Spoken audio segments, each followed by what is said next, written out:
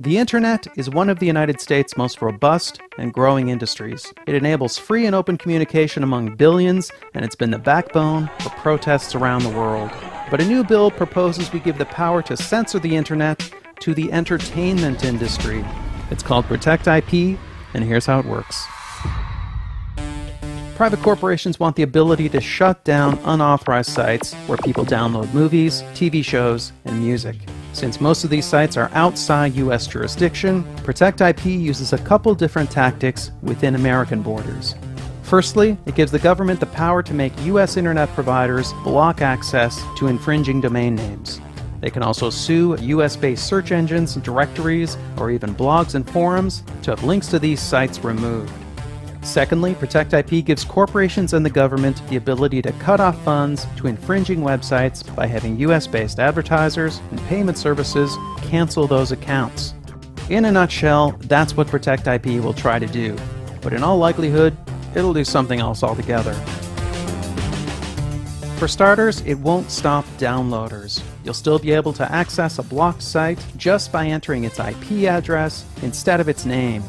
What Protect IP will do is cripple new startups because it also lets companies sue any site they feel isn't doing their filtering well enough. These lawsuits could easily bankrupt new search engines and social media sites. And Protect IP's wording is ambiguous enough that important social media sites could become targets. Lots of trailblazing websites could look like piracy havens to the wrong judge. Tumblr, SoundCloud, and early YouTube, wherever people express themselves, make art, broadcast news, or organize protests, there's plenty of TV footage, movie clips, and copyrighted music mixed in.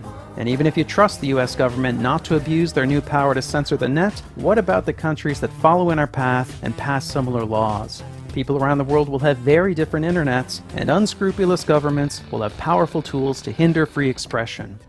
But perhaps most dangerously, Protect IP will meddle with the inner workings of the net. Experts believe by fiddling with the web's registry of domain names, the result will be less security and less stability. In short, Protect IP won't stop piracy, but it will introduce vast potential for censorship and abuse while making the web less safe and less reliable.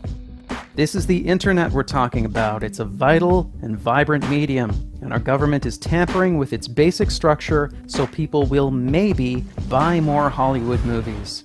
But Hollywood movies don't get grassroots candidates elected. They don't overthrow corrupt regimes, and the entire entertainment industry doesn't even contribute that much to our economy. The internet does all these and more.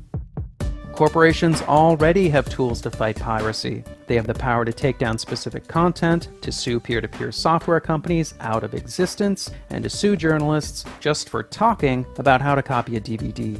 They have a history of stretching and abusing their powers. They tried to take a baby video off YouTube just for the music playing in the background. They've used legal penalties written for large-scale commercial piracy to go after families and children. They even sued to ban the VCR and the first MP3 players. So the question is, how far will they take all this? The answer at this point is obvious. As far as we'll let them.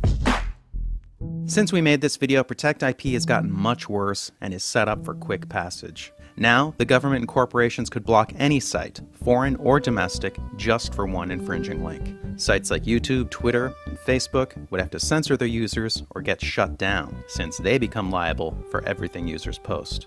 And ordinary users could go to jail for 5 years for posting any copyrighted work, even just singing a pop song.